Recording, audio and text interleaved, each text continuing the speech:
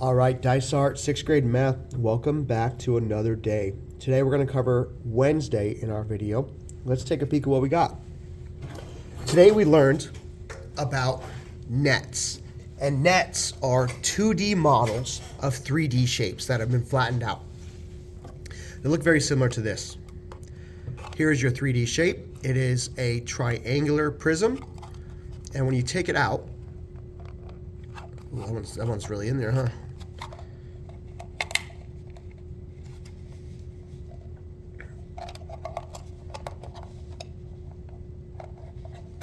Oh, that was tough. And when you take it out, it looks like its shape, right? The base is a triangle, and the three sides are the squares. But when you flatten it out, it creates a shape like this. Now, the reason why we do this is to give an idea of what that shape could look like. Now, this shape can be turned into a net several different ways. This part right here could be placed over here. Okay, it could be placed in several different ways. This is just one version, but this is what a net is. This is what we learned about. It's a 2D model that's been flattened out, and when you convert it back, it creates a 3D shape, a triangular prism. Pretty cool, right? So that is what we learned today with the nets. Let's go and talk about it because I will be honest, it is a very challenging subject. To be able to do something that's 3D on a 2D paper, you have to have a lot of imagination and you really have to work with it. It's a notoriously big struggle for students of all ages. That's why we try to get as much time on them as possible. So let's start. Wednesday says, what kind of polyhedron can be assembled from this net? So the first thing I want to know, Mr. Lee, could it be a prism? Or could it be a pyramid? Those are the two we've learned about. And I know that pyramid has one base.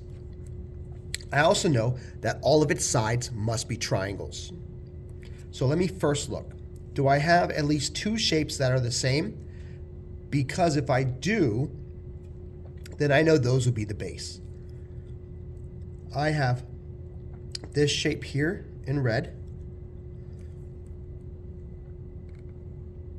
This matches this shape over here in red. So at the very least, that could be my base, and it's not a triangle, so I know it can't be a side. But I also have this one here in pink, which that was a bad color choice. Let's go purple instead. I have this one here in purple, which matches with this one here in purple. And then I also have a third shape, which is this one right here.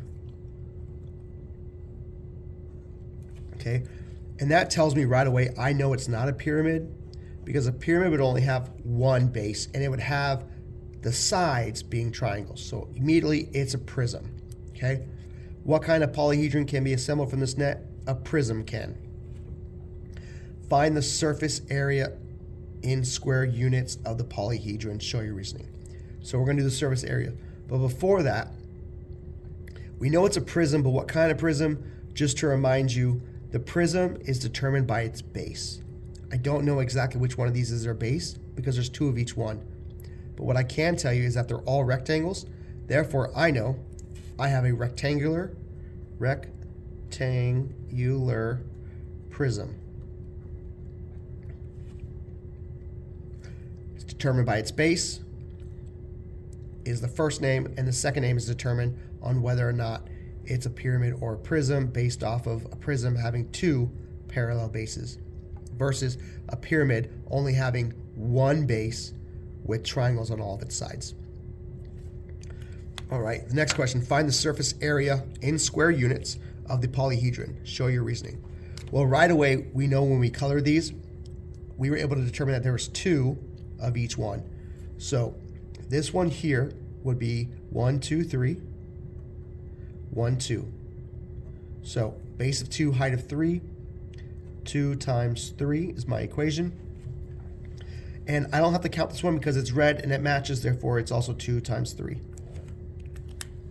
Our next color we chose was purple, right? And this one here was a 2, 1, 2, 3, 4 by 4, automatically making this one a 2 by 4 as well. So that equation is 2 times 4, 2 times 4. And lastly, we had the blue one. This one had a 1, 2, 3 of a base and 1, 2, 3, 4 of a height. 3 times 4 is that expression. And then this expression is 3 times 4 as well. So I can actually turn this whole entire thing, if I wanted to be extra and complicated, into a really cool expression. And then even change that expression into an equation. Because remember, we're learning about that as well. The expression does not have an equal sign while the equation does have an equal sign. So let's do that here. Let's write that down just to get a little extra practice on a whole nother area we're about to work on. So 3 times 4. 3 times 4, but I know I have 2 of them. So I'm going to write a parentheses around these and then put a 2 outside. That tells me that once I get my answer here, I'm going to then multiply it by 2. And then I know I need to add that to whatever else I have remaining. I'm going to jump to red. That's 2 times 3. So I also know there's 2 of them. So I'm going to go times 2, put the answer, the multiplication inside. This once again tells me that there is an area that has a base of 2 and a height of 3. And once I get my final answer, I'll multiply that by 2 because there's 2 of them. And then I will add that to the last one here. And that is 2 times 4. I know there's 2 of them again, so I'm going to write that 2 ahead of time. 2 times 4. And that right there is my expression. It's my expression. Now, Mr. Lee, all you got to do to make that equation is go equal A, right? What's the A stand for? It's my area, right? But I'm looking for my surface area, so let's cross that out and be more specific and write SA, surface area. Now, it's an equation. So 3 times 4 is 12, so I'll have a 2 and a 12 plus 2 times 3 is 6, so I'll have a 2 and a 6 plus 2 times 4 is 8, so I'll have 2 times 8. And then from there, we're going to keep working it. 2 times 12 is 24 plus 2 times 6 is 12 plus 2 times 8 is 16, which equals the surface area. You're not normally going to see 2 letters like this because that would represent 2 different variables. We'll talk about it much later on, but just know that I'm doing this so you can see that it's surface area. I'm just being more specific with you.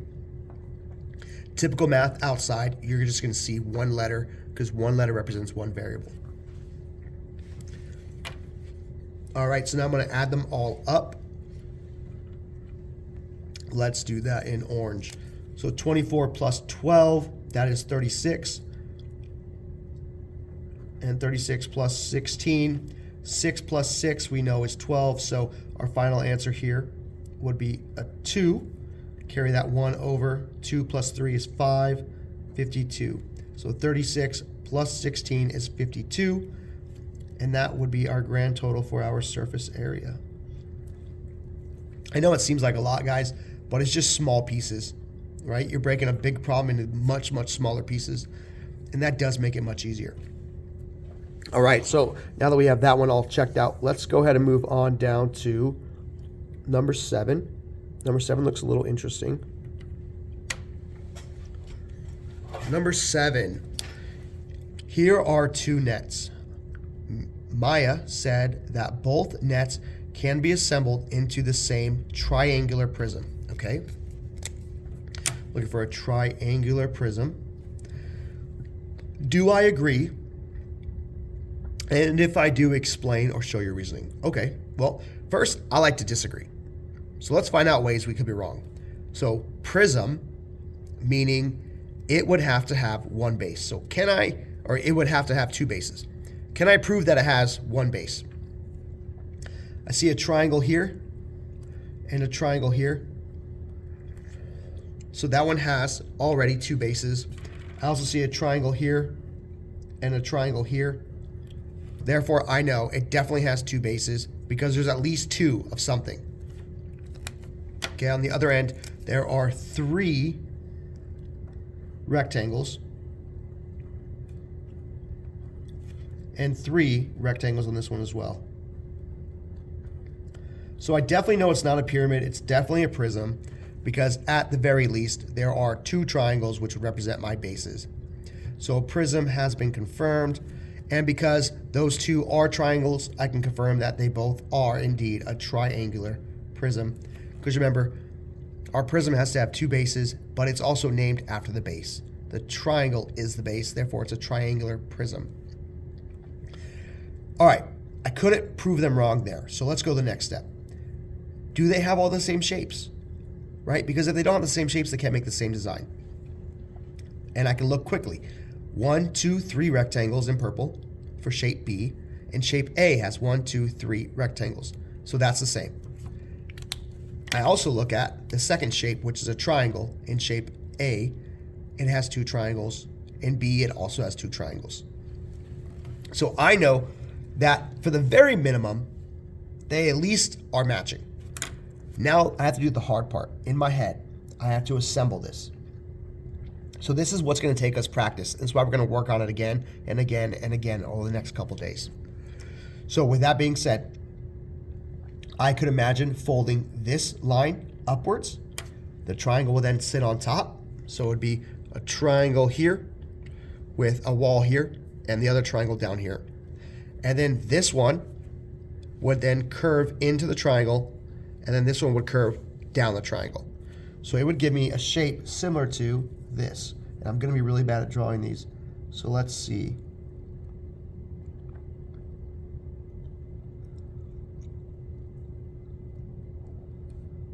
And then I think, oh yeah, terrible at drawing these.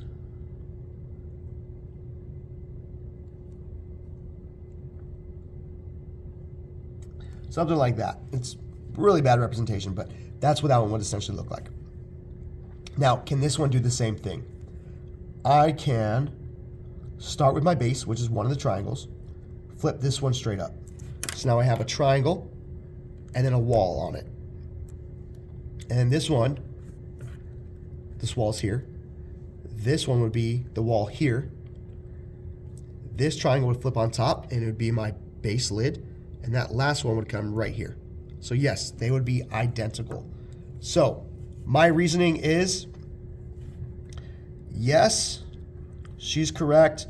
And I would say same shapes, same ability to fold. You can say that 1,000 different ways, however your brain works. Don't stress the reasoning. The key part is, yes, it is the same. All right. So give yourself a brain break if you need that one. If not, I would love to challenge you to try 8 on your own. 8's a little older model we've been working on since our early unit. So I think you can do 8 on your own, but if not, don't worry, I'm right here. So at this time, pause the video. And welcome back if you decided to pause. Let's go ahead and see if we can figure out 8 together. Looks a little blurry. Let's see if I can clear that up. All right, so 8 says, find the area of this polygon, show your reasoning. Ooh, looks like a crown. So it's a complicated shape, and right away, Mr. Lee always tells me, let's make anything and everything uncomplicated. So I'm going to look at this and see how can I make it uncomplicated. Well, the first thing I see is I notice this big point here, and that is a triangle. So I'm going to try to divide that triangle by itself. Oh, perfect. So now I can see that triangle, and this looks like it could be a rectangle, and these are identical. I know that 2 identical triangles make a what? A parallelogram, right? So I can then think, all right, that's there. It goes down 3, it goes up. Huh. Maybe I can use something like that. So I'll come over here with my tracing paper, And I will trace this guy just like that. And then I'm gonna rotate him and see if I can fit him on this side. Anyway, oh, looks like I got a winner right there. Bang, right there. So perfect. I'm gonna go straight down here. Let me make sure that's correct. You gotta notice this is not gonna be a perfect rectangle. It's gonna be a parallelogram because it's gonna be angled here. So pay attention to that angle right there. It's gonna go about there and then straight up. So now I can actually get rid of this whole entire thing. I don't need it. I've removed it. And now this one is my other shape. Cool, I'm making some progress. And then this, oh, pink's a terrible color choice. Let's go purple. So then purple will be my rectangle. Great. So, oh, just hit the camera. Make sure it's still visible. Okay. So now I can see that I have three shapes. I have a triangle, a rectangle, and a parallelogram. So that looks like a rhombus, more specifically. So with that, I can start doing some work. Let's go with the triangle first. To me, it's nice to get that one out of the way because it does have a certain formula, and I don't want to do the formula here and here, that's the same, and then accidentally do it here. So that formula for triangle's top of my head, I'm gonna knock it out right now. And that formula for the triangle is base times height divided by 2. So my base, 1, 2, 3, 4, 5, 6. So my base is 6 times my height, which would be 1, 2, 3. 3 divided by 2, which equals 6, 12, 18 divided by 2, which gives me 9. So I know that my triangle, we'll write it over here in our key, my triangle equals 9. And that is square units. All right, next, let's tackle the rectangle because that one's super easy. Rectangle base times height, right? All rectangles, parallelograms, those are all gonna be base times height. So base times height is 1, 2, 3, 4, 5, 6. So that'll be 6 times height, 1, 2, 3, 6 times 3, which gives me 6, 12, 18. So my rectangle is 18. And then lastly, let's do my rhombus, which is essentially just a square that has greater than or less than 90-degree angles. So you can mentally adjust this if you want. It's totally up to you. You can also use tracing paper. If I was using tracing paper, I would come over here. I would trace the shape just like that. And then from here, I would angle my paper where I can see the lines through it. So let's go here.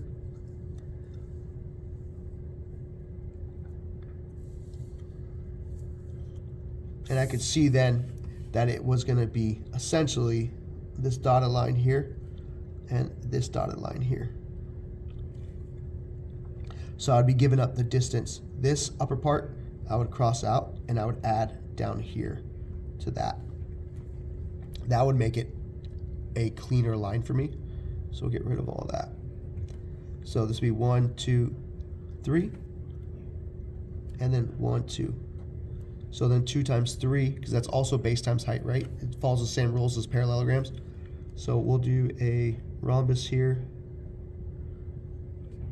And that one is 2 times 3, which is 6. Then all you gotta do is add them up together. All right, 9 plus 18, that is 27. 27 plus 6, that is 33. So I have an area of 33 square units. And that would be my answer. Nice, right? Pretty simple. Once you break it all down, it kind of takes away the scariness. Okay. That's it for Wednesday. That was pretty quick and easy. Go ahead and take a break. And if you're ready for Thursday, I'll see you on Thursday. Have a great day.